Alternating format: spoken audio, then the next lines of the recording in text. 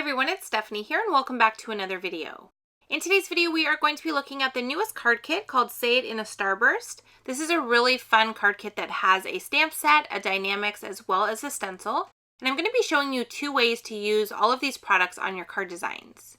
So the stamp set has this really large Starburst image as well as a bunch of sentiments that coordinate perfectly with it. So you can use the sentiments and do the first part of the sentiment in the Starburst and then use the secondary part of the sentiment and stamp it somewhere else on your card front or on the inside of the card. You can also die cut the Starburst for a different look, and you have a stencil here with a circle that's just slightly smaller than the Starburst, which is going to allow you to add some really cool effects to it once you've die cut it and or stamped it. So let's go ahead and get started. I have two panels of cardstock, which are both whipped cream that come in your card kit, and I've die cut both of them so that they are slightly smaller than a card base. One of them measures 4 inches by 5 1/4, and one measures 3 3/4 inches by 5 inches. I'm going to be using the smaller of the two first, and this is the one we're going to be doing the stamping on using the Starburst stamp as well as the sentiments in the stamp set. I am going to be using my Misty stamping tool to do the stamping, and that's just because it allows me to double stamp if I need to, and it easily allows me to line the stamp up off of the edge of the panel since I don't want to use the entire Starburst image on this card design. So I'm just going to line this up, get it nice and straight, and then I'm just going to close my Misty door to pick up the stamp, and that will easily allow me to stamp it onto my panel.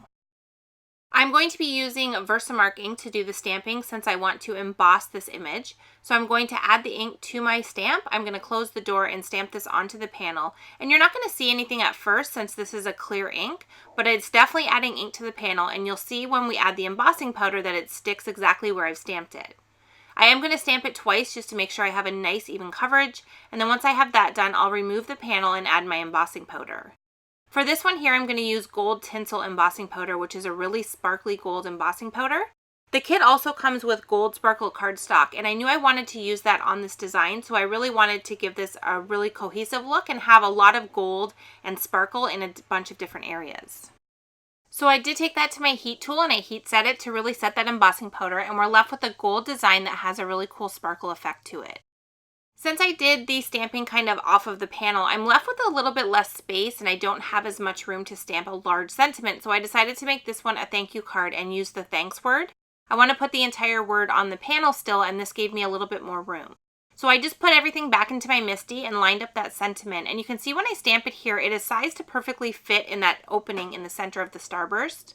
I did stamp it twice with black ink just to make it really bold, and then I removed it from my Misty stamping tool, and we're going to do a little bit of ink blending now with the stencil. Now you just want to be careful if you do your stamping first, that when you do your ink blending you don't smear the ink if it's not fully dry. So you might want to do this part first if you think you're going to kind of ink blend over the ink, or you just want to be extra careful and just make sure you don't put the ink blending tool anywhere where you've stamped that sentiment. So I've adhered my panel and my stencil to my work surface. I am going to end up adding another piece of tape here. You can see the stencil kind of moves a little bit when I start to add the ink. And what I'm going to do is I'm going to use this Victorian velvet ink, and I'm going to start adding ink around the edge of the circle. Now I don't want this to be super bold. I don't want to have a ton of ink color. What I want it to look like is I want to have the really dark edges of the circle showing, and then I want that ink to really fade towards the center so that we just get the really nice circle shape, but we don't have a lot of ink covering all of the gold that we did with the embossing. I also don't want to have the ink go completely through the opening where we've stamped the word thanks. So I'm going to very carefully kind of stop ink blending right before we get to that word at the bottom, and then do the same thing at the top, and I'm also going to stop right before we get to the top of the word.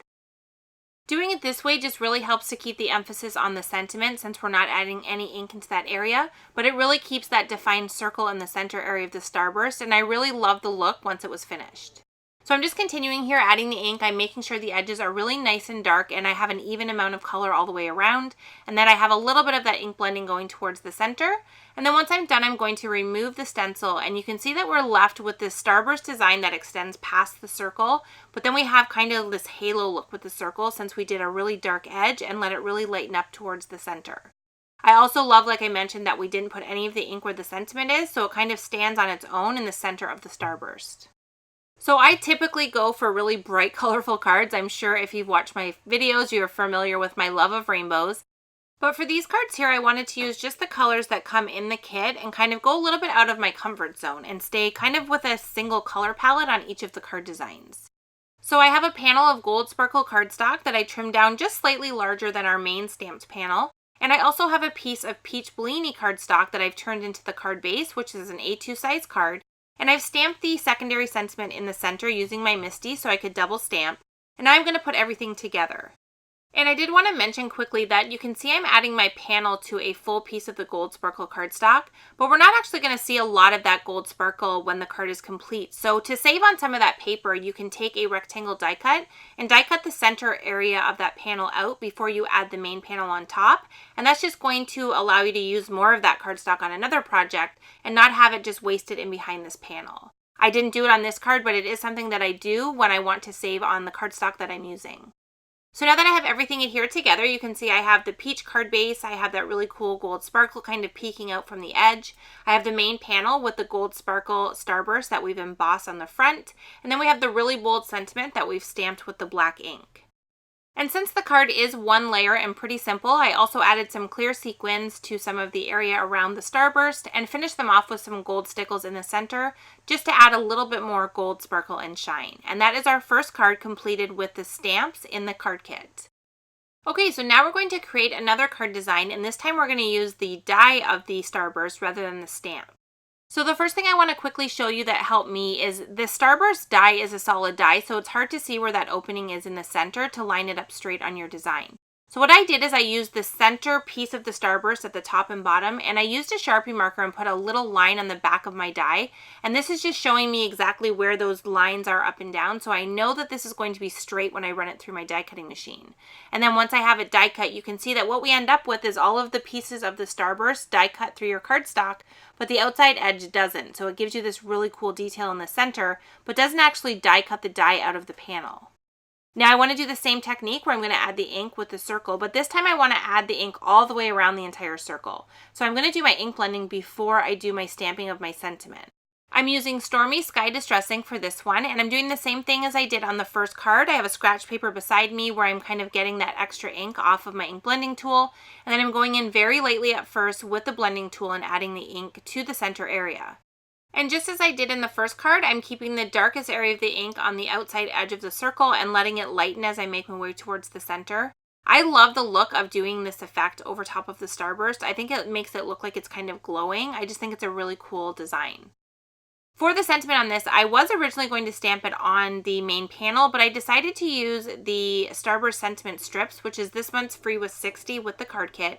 And these are sized to fit into the opening area of the Starburst as well. So I die cut the rectangle sentiment strip from the same whipped cream cardstock. I stamped the congrats word directly in the center, and it was a little bit longer than I wanted, so I trimmed off the ends to make it a little bit shorter. I adhered it to the center of the Starburst with foam adhesive, and then I added the entire panel to the Blue Breeze cardstock that comes in the kit. This is the lightest color of blue, and I thought it matched really nicely with the ink we used.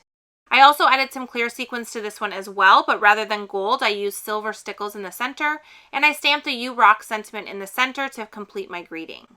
So now we have two cards that we've completed with the card kit. You can see we have the stamped version where we were able to emboss that Starburst, and then we have the second variation where we've used the die to die cut the Starburst from the center of the panel. There are so many cool things that you can do with the stamps and dies included in this kit, and we can't wait to see what you create. As always, I appreciate you being here for another video, and I hope to see you again soon. Thanks so much for watching.